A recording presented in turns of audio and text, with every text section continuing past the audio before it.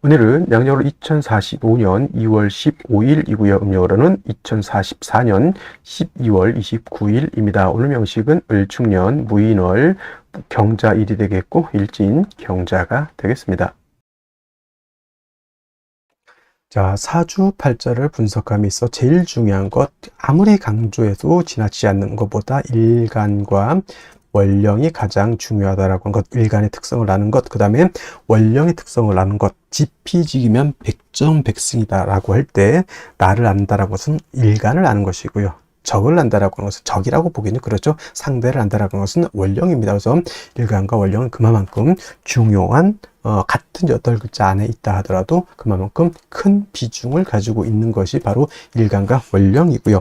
오늘 일간은 경이라고 하는 천간이 일간이 되겠습니다. 10개의 천간, 갑을병정, 무기병신, 임계라고 하는 10개의 천간 중에서 경이라고 하는 천간은 7번째 천간이 되겠고요. 그 다음에 오행, 목화토금수라고 하는 오행으로 구분하게 되면 경이라고 하는 것은 금이 됩니다. 금, 우리가 쉽게 말하면 쇠라고 이렇게 표현하죠. 강철, 무쇠 등등 이런 걸로 볼 수가 있겠고, 이 쇠라고 하는 것은 우리가 눈으로 볼 수 있는 것, 즉 물상으로 봤을 때는 쇠가 됐지만 기운, 우리가 느낌으로 하는 기운으로 봤을 때는 금의 기운은 숙살지기라고 해요. 숙살지기라고 하는 것은 뭐냐면 수의 기온은 얼음이 얼 정도로 천하를 막 영하 30도, 40도 정도로 땡땡땡땡 그 이하로도 얼릴 수 있는 것이지만 금의 기온은 영하까지는 떨어지지 않죠. 즉 물이 얼지 않지만은 그래도 이 금의 기온은 오싹해서 서리가 내리고 그 다음에 사람 피부가 그 소름이 돋을 정도의 그러한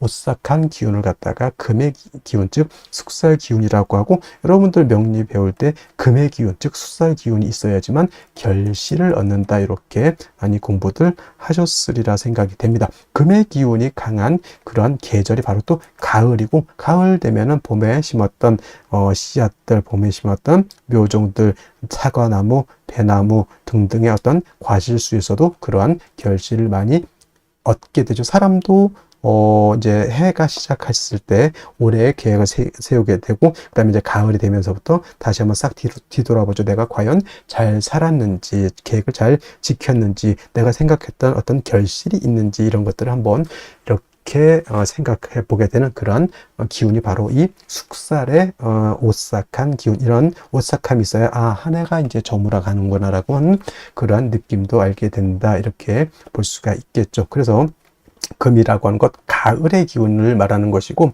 그 다음에 이 가을의 기운, 천간으로 경금, 내일 공부하는 신금이 가을이라고 하면 지지로는 신유술, 서방이 바로 가을이죠. 서방은 서쪽이라고 하는 것이고, 신월, 유월, 술월이 바로 금이 왕한 금왕절이 있다. 물론 신월, 유월이 본기가 금이니까 금이 왕한 걸로 보지만, 술은 솔직히 말로 아까 어저께도 말씀드렸지만 4개월 중에 하나 토가 왕한 계절이다 하지만, 신유술을 큰 틀의 권역으로 봤을 때는 신유술, 서방은 금이 세력을 얻고 있다, 이렇게 보시면 되겠습니다. 그래서 신유술월은 금왕 절이 되는 것이고, 금이 왕한 계절이 되는 것이고, 그 다음에 오상이라고 하는 것, 인의, 예지, 신이라고 하는 오상으로 봤을 때, 자, 인이라고 하는 것은 제가 뭐가 주관한다 했죠? 목이 주관한다라고 말씀을 드렸고요. 그 다음에 의는, 지금 말하는 의는 바로 금이 주관하는 것이 되겠고, 그 다음에 예는 화, 그 다음에 지는 수, 다음에 이제 공부하겠습니다. 그 다음에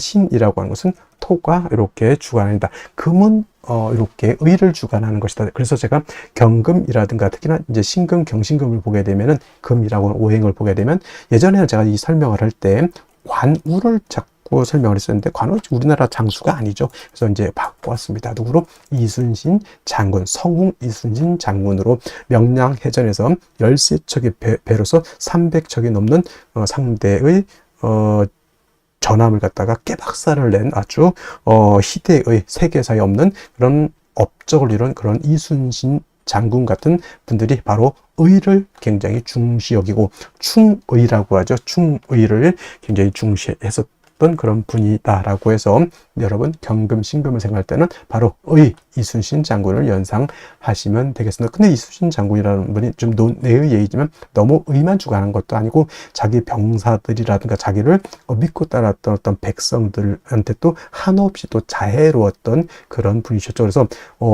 금이 의를 주관하고 토는 믿음, 신을 주관한다고 해서 그것만 생각하셔서는 안 되고, 사주라고 하는 것은 목화 토금수가 어떻게 돼야 된다? 중화가 돼야 되듯이 사람도 인의예지 신 중에서 어느 하나만 선택하면 그거는 격이 떨어지는 것이고, 사람 성품 안에는 인자함도 있어야 되고 의로움도 있어야 되고 예절도 지켜야 되고 사람 삶에 있어서 지략도 지혜도 있어야 되고, 그 다음에 사람의 신막 믿음도 골고루 갖춰야지만 온전한 진짜 성스러운 그런 사람이 될 수 있겠다라고 하는 것. 그래서 사주라고 하는 것도 마찬가지로 목화 토금수가 잘 구성이 돼서 서로가 장애가 이루어지지 않는 그런 사주가 좋은 사주다, 이렇게 말씀을 드릴 수가 있겠고요. 그 다음에 금이라고 하는 것, 색깔은 백색입니다. 백색. 참고로 나무는 청색, 목은 청색, 화는 적색, 수는 검정색, 이렇게 볼 수 있고, 토라고 하는 것은 황색 이라고 해서 노란색, 금은 백색. 그래서 주관하는 신도 흰호랑이라고 해서 백호가 주관하는 신이 되겠다라고, 요거는 이제 오행에 대한 이런 설명을 드렸고요. 다시 이제 금이라고 하는 것을 갖다가 음과 양으로 구분해 볼 수가 있겠습니다. 자, 음과 양이라고 하는 것은 뗄래야 뗄 수 없는 관계. 음과 양은 서로 좀 대조적이고 서로 좀 상대적인 개념이라 하더라도 서로 미워하고 질투하고 서로 이혼하려고 하는, 떨어지려고 하는 관계가 아니라 서로 상대적이지만은 음이라고 하는 것은 양을 보충해주는 개념이고요. 양이라고 하는 것은 음과는 좀 상대적이고 대조적이지만 양은 음을 보충해주는 개념이다. 사람으로 치면 남자와 여자의 개념으로 보고, 또 다른 걸로 보면 낮과 밤도 해당이 되죠. 낮이 있어야지 밤이 좋은 것이고 밤이 있어야지만 낮이 좋은 것이죠. 항상 낮이어야 된다라고 하면 모든 만물이 쉬지를 못합니다. 그리고 항상 밤이면 세상이 음침해지겠죠. 우리 저 남극 같은 데인가요? 북극 같은 데 백야 현상이 나타나죠. 일정 기간만 석 달 정도 이상이 백야, 그냥 밤인데도 하얘요.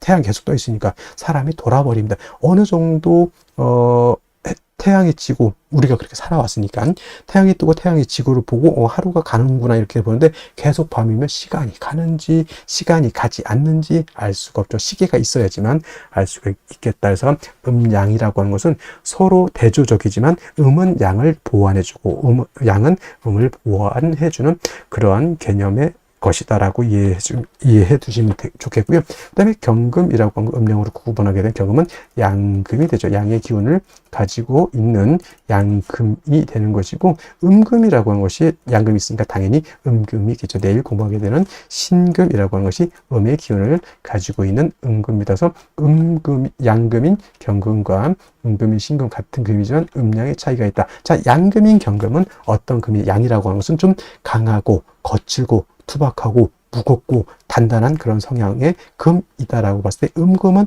부드럽고 온기가 있고 잘 휘어지고 광채가 나는 그러한 금으로 볼 수도 있겠죠. 그래서 경금인 양금은 완철금이라고 봅니다. 완철금, 그야말로 우리가 말하는 금하면 생각하는 그 무쇠 같은 개념, 강철 같은 개념으로 이렇게 경금을 생각하시면 좋겠고요.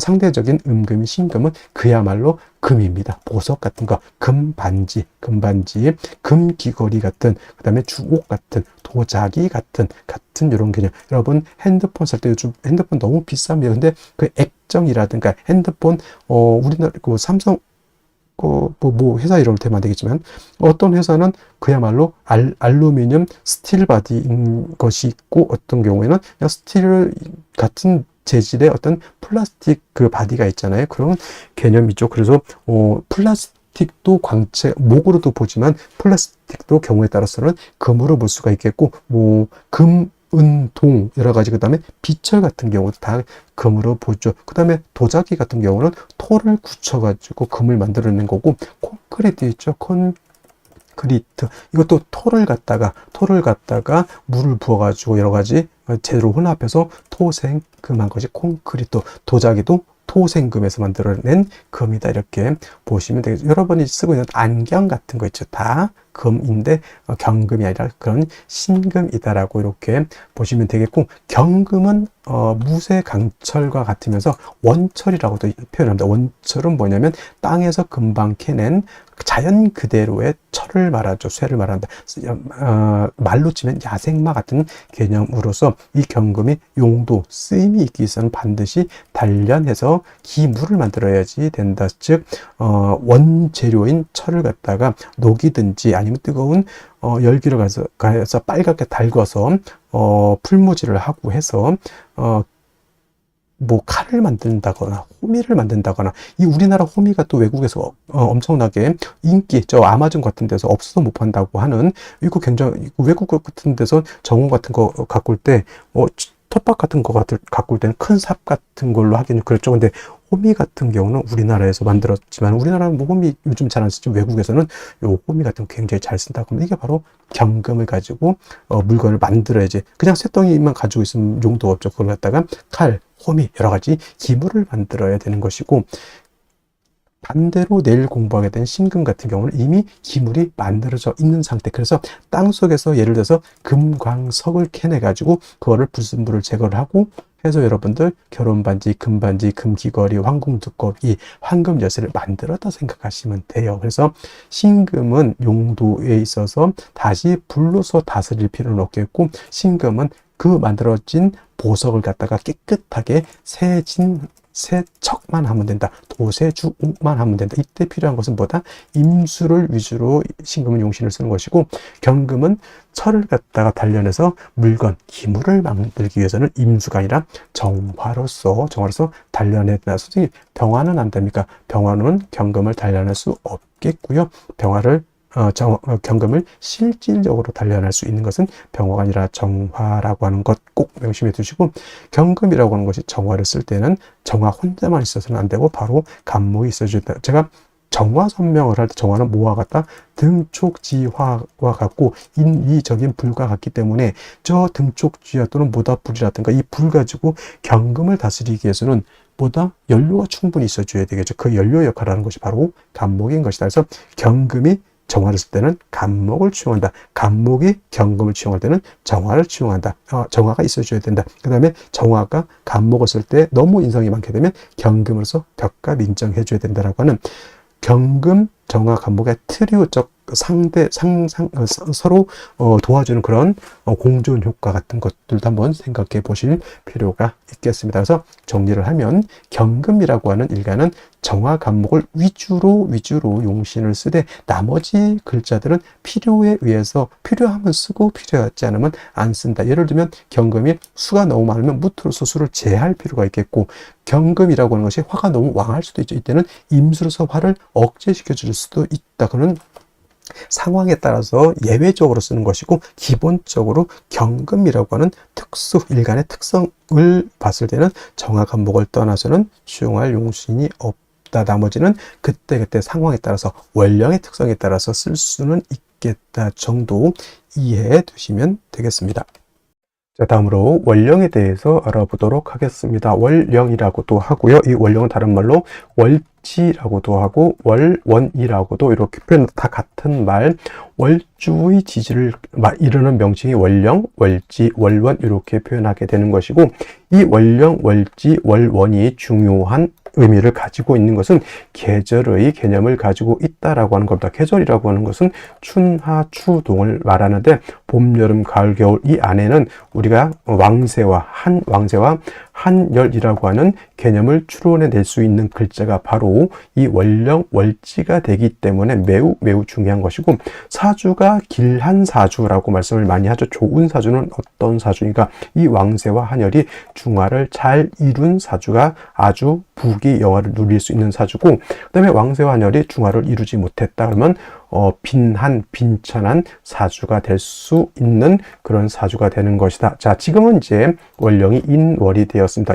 인월이라고 하는 절기를 먼저 보게 되면, 절기는 입춘과 우수로 구분이 되어 있는데, 바로 이 입춘이 되면서 월이 바뀌게 됩니다. 입춘이 되면서 동절이었던 축월에서 그 다음에 춘절인 인월로 이렇게 바뀌게 되는 것이죠. 그래서 이 해자축월이 겨울이었다라고 하면 인월, 묘월, 진월 같은 경우에는 계절로는 이제 춘절이라고 해서 봄이 되는 것이고, 따뜻한 온기를 가지고 있다. 목이라고 하는 것은 따뜻한 온기를 말합니다. 그래서 인월, 묘월, 진월은 동방, 목의 기운을 가지고 있는 따뜻한 봄이 된다. 그래서 인월이라고 하는 것은 초춘, 초봄이라고 이렇게 표현하고요.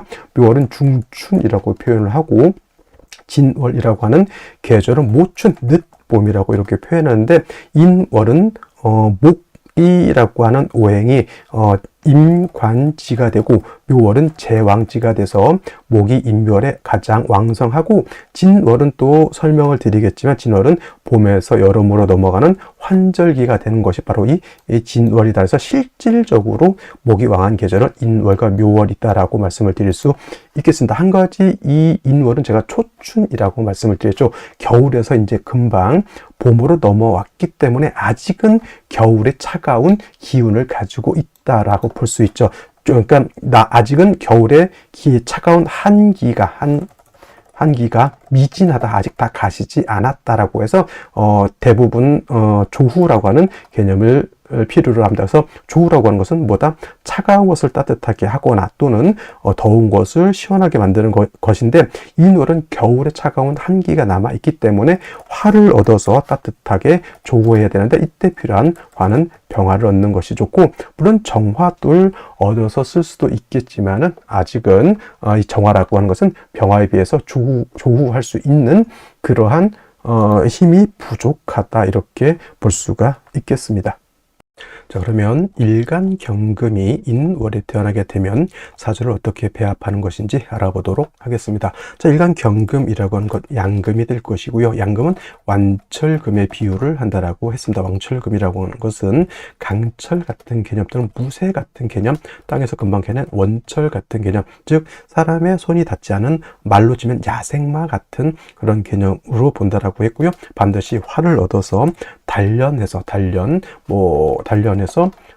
물건을 만들어야지만 경금으로서의 용도가 있다. 이때 필요로 하는 화는 정화를 쓰고요. 간목으로서 정화를 생조해 주는 것이 필요하다라고 말씀을 드렸습니다. 그리고 경금이라든가 신금, 금일간들은 일간이 신약한 경우에는 인성으로서 금을 생해줄 수도 있고, 비견겁제로서 금을 생해줄 수도 있는데, 경금, 신금의 특징은 인성인 토로서 토생금 하게 되면은 경금, 신금이 오금이 되거나 또는 땅속에 토다매금이 될 수 있다.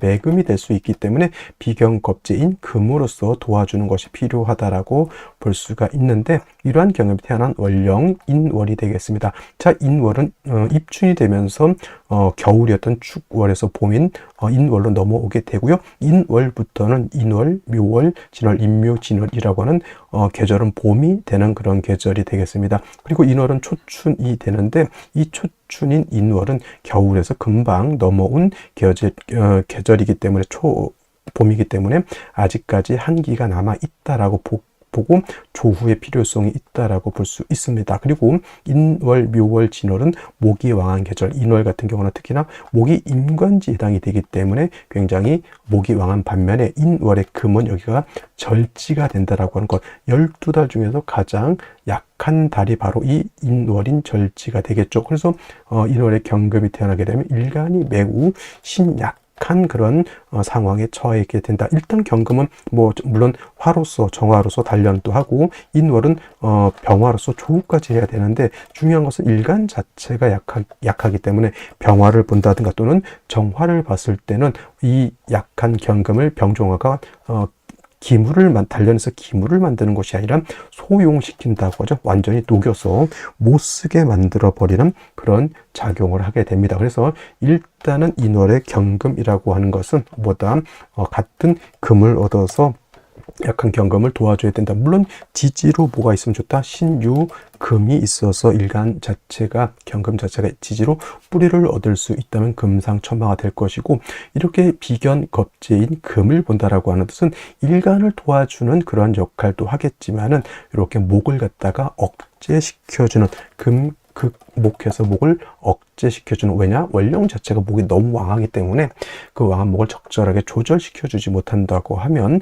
오히려 목왕금결이라고 하죠. 목이 너무 왕하면 금이 이질러진다, 금이 문드러지게 된다, 이렇게 보는 거예요. 그래서 이렇게 비견겁제를 얻어서 목을 갖다가 어느 정도 조절시켜준 전후에는 병화가 있다라고 하면 병화는 조후하는 용도로 쓸 것이고, 정화가 있다라고 하면 정화는 경금을 단련하는 용도로 쓸 것인데, 정화를 얻는다라고 봤을 때 인중의 병화가 암장되어 있기 때문에 이렇게 천간으로 정화가 투출되고 원령에 있는 인목이 정화를 생주해 주면서 비견겁제가 이렇게 벽갑에서 정화를 생주해 준다라고 하면 굉장히 아름다운 사주 구조가 될 수가 있겠다, 이렇게 볼 수가 있는 겁니다. 화를 쓸 때 물이 많아지는 것은 좋지 못하겠죠. 그래서 일단은 인월의 경금은 작은 금이기 때문에 무토 같은 왕토가 천간에 투출되는 것도 좋지 않고요. 수가 투출돼서 약한 일간의 기운을 설하는 것도 좋지 못하다. 가장 좋은 것은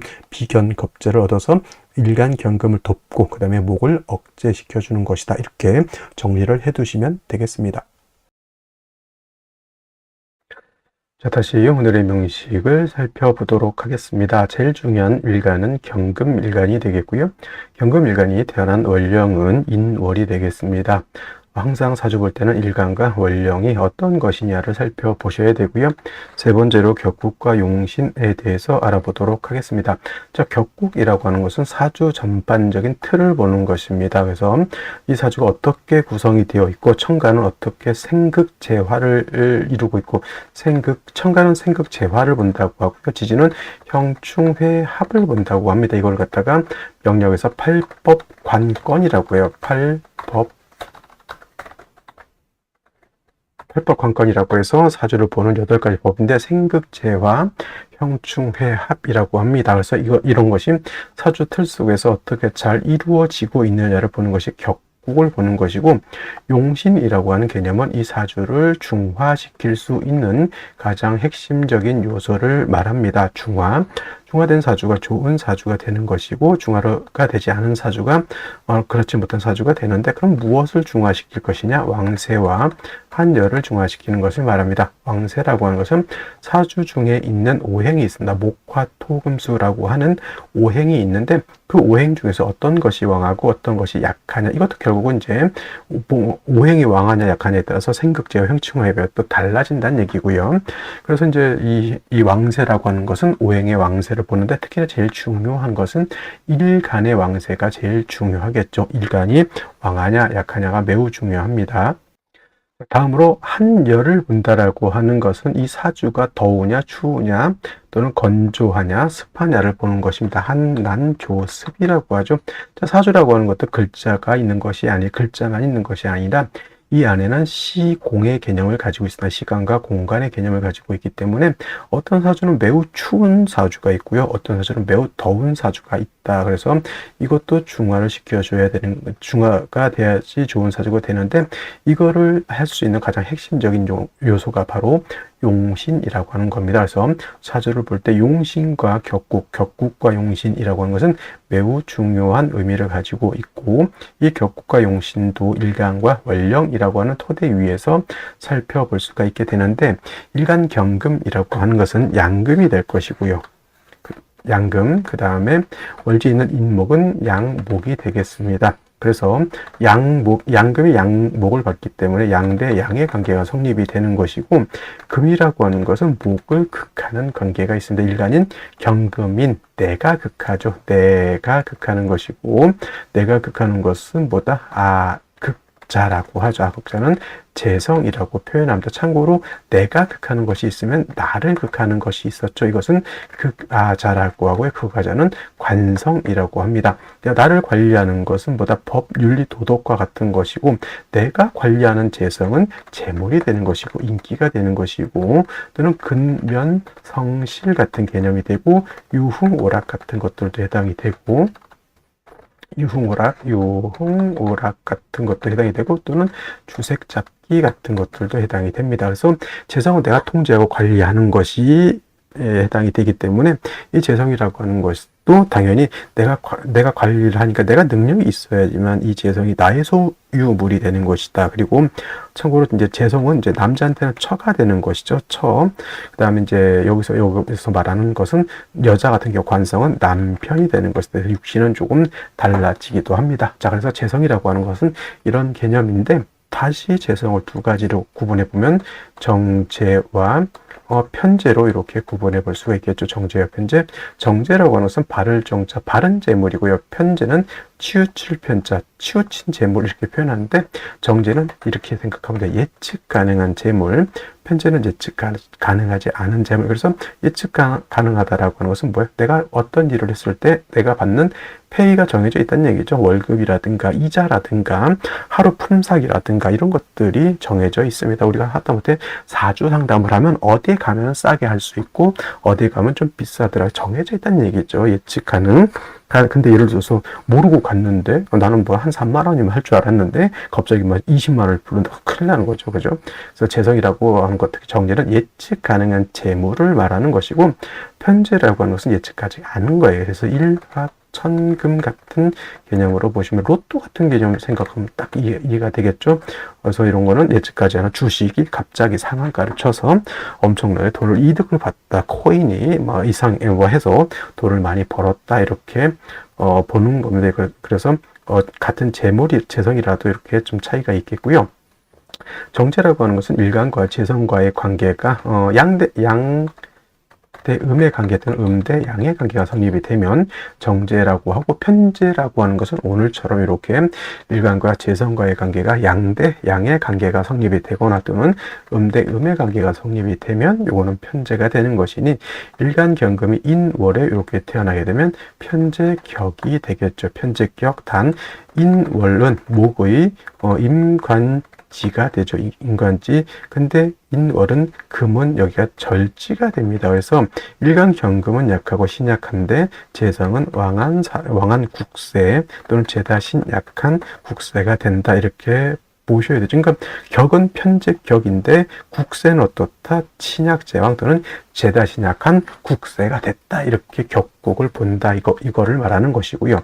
인목 이라고 하는 것 안에는 무토라고 하는 것, 병화라고 하는 것, 그 다음에 간목이라고 하는 것이 암장되어 있는데 여기에 있는 무토는 있어도 격이라든가 용신을 취용할 때 얘는 쓰지 않습니다. 오로지 안에는 병화, 간목을 취용하게 되는데 만약에 인중에 있는 병화가 천간에 투출하게 되면 이 병화를 가지고 격을 잡을 수 있다. 양금이 뭘 받습니까? 양화를 받죠. 근데 화극 금의 관계 나를 극하는 것이 여기 나오네요. 그래서 이와 같으면은 이 병화는 나를 극하는 관성인데 양대 양의 관계가 성립이 되니 이때 병화가 투출하게 되면 편관격 또는 칠살격에 재성이 왕하고 관성도 왕하니 재살태왕한 국세가 된다. 이렇게 격국을 보는 것입니다. 그래서 일단은 뭐 병화가 투출돼서 재살태왕한 국세가 되든 투출되지 않아서 재다신약한 국세가 되든 핵심 어디 있습니까?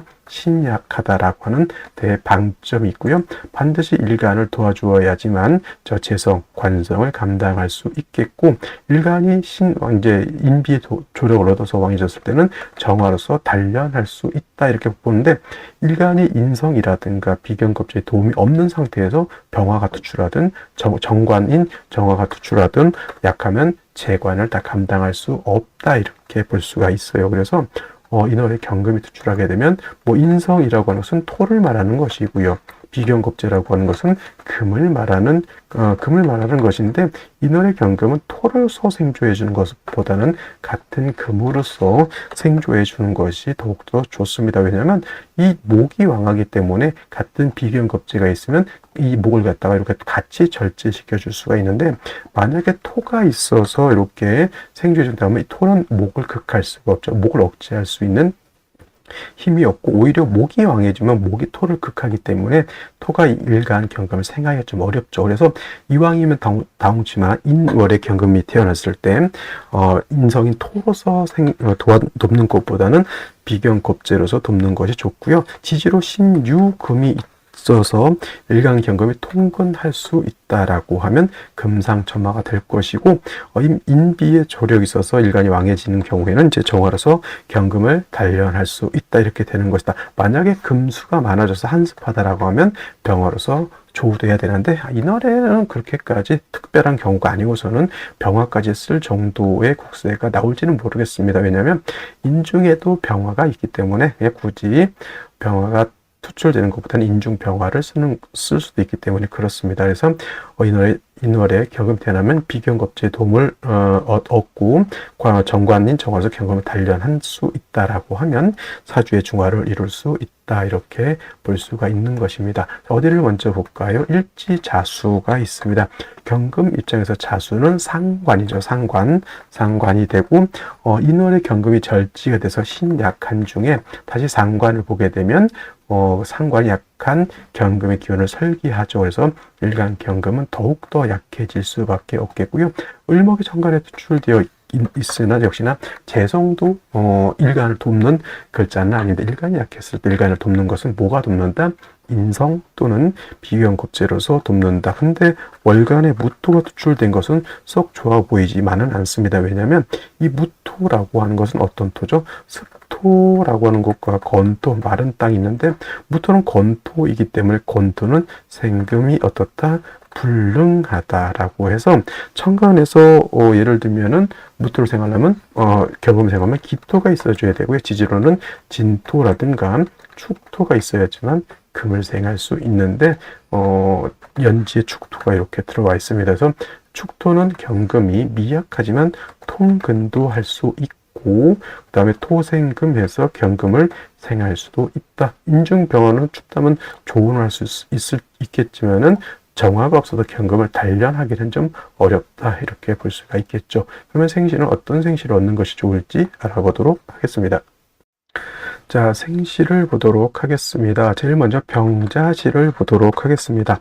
자, 병자시가 되게 되면 일단 인중에 있는 병화 천간에 투출되어 있기 때문에 이거는 편관격이 되겠어. 칠살격이라고 해도 되고요. 월지가 재성이니까 재살태왕한 국세가 되는 것도 맞다. 일간이 약하기 때문에 무토가 있기 때문에 이거는 이제 살인상생은 될 수가 있습니다. 살인상생의 구조는 될 수 있다. 살인상생이라고 하는 것은 조언을 하지만 칠살이 경금을 극하기도 하기 때문에 병화가 경금을 극하는 것을 무토가 있어서 화생토 토생금해서 서로 장애가 없게 만들어주는 것을 살인상생. 여기서 살이라고 하는 것은 칠살을 말하는 것이고요. 이는 인성을 말하는 겁니다. 꼭 정인일 필요는 없겠고요. 서로 상생한다. 근데 이게 무토가 건토이기 때문에 생 중에서도 유정과 무정이 있는데, 이거는 무성한 생이 아니라 무정한, 정이 또 없다. 무정한 생이다 이렇게 볼 수가 있겠죠. 그래서 수가 또 하나 있기 때문에 일간이 더 약해져 있다. 이거는 토금은 또 금운이 가장 좋긴 하겠지만은 운으로 봤을 때는 금운을 오는 때가 이때 여명 운이 이때 오기 때문에 제가 볼 때는 병자시는 제가 썩 좋아 보이진 않고요. 정축시 같은 경우에는 병자시보다는 좀 좋은 게 뭐냐면 축토가 두 개가 있기 때문에 경금이 일단은 통근 가능하다라고 하는 점, 약하긴 하더라도 정화가 인월의 정화이기 때문에 이거 쓸만합니다. 정화로 경금을 단련할 수 있다는 점, 나름대로 틀은 갖추었다. 약하긴 하더라도 뿌리를 얻었고, 그 다음에 이 목이 있어서 정화를 생주해주고, 정화는 경금을 단련할 수 있다. 나름대로 틀은 갖추었다. 춥기 때문에 이거는 목화운으로 가는 것이 좋겠다 이렇게 보시면 되겠고요.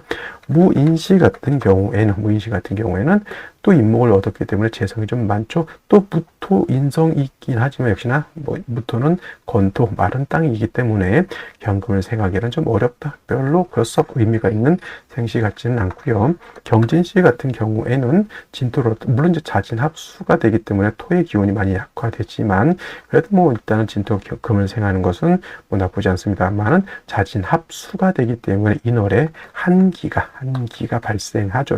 추워진다는 얘기입니다. 인중병으로 조화하기가 좀 부족하죠. 어차피 일간은 축의 통근하고 진의 생을 받는다 하더라도 신약함을 면할 수는 없습니다만은 사주 자체가 있기 때문에 그냥 목화 운으로 간다. 조우를 위해서 가는 거기 때문에 크게 엄청난 뭐 부귀영화를 누리지는 못한다 이렇게 볼 수밖에 없겠고요. 그 다음에 신사시라고 하는 것이 있습니다. 신사시. 여러분들 이제 간과하지 말아야 될 거. 산은 그냥 불로만 보지 마시고요. 저 산은 금의 장생처라는 것을 꼭 기억해 두세요. 경금자자 사의 통근이 가능하다. 축에도 통근은 가능하고 여기 사에도 통근이 가능합니다. 정화만 있었다고 하면 정화로서 경금을 단련할 수 있으면 좋으련만 그것이 안 된 것이 좀 아쉽다라는 생각이 듭니다. 뭐 자수도 있고 축토도 있고 하니까 이것도 뭐 화운으로 가도 제가 봤을 때는 그닥 나쁘지 않고 뭐 수운으로 가도 나쁘지 않다. 근데 역시나 정화가 없는 것이 좀 아쉬운 점이 되겠고요. 이 모시 같은 경우에는 오늘로서는 얘는 선택해서는 안 되는 생시 중에 하나가 되겠죠. 이건 좌우충이 되기 때문에 자수도 깨박살, 오화도 깨박살. 그래서 이 모시는 선택하지 않는 생시 이렇게 보시면 되겠고, 갑신시 같은 경우에는 이거는 이제 신자 합이 된다 하더라도 경금이 신의 이렇게 뿌리를 둘 수 있습니다. 신자 합해서 한기가 발생하죠. 당연히 운은 목화운으로 가는 것이 좋을 것이다. 그래야 조후도 될 것이고, 그래서 이것이 만약에 금수운으로 간다 그러면 너무 추워지는 것이 문제가 될 수 있습니다. 갑신시는 목화운으로 가고, 운에서 이제 대운이라든가 세운 같은 데서 정화를 얻으면 그때 어느 정도 그때 당시는 명예라든가 이렇게 작은 부귀를 얻을 수 있는 그런 구조의 사주가 될 수 있다. 이렇게 보시면 되겠습니다. 자, 오늘은 여기까지 설명드리도록 하고요. 저는 내일 또 찾아뵙도록 하겠습니다. 감사합니다.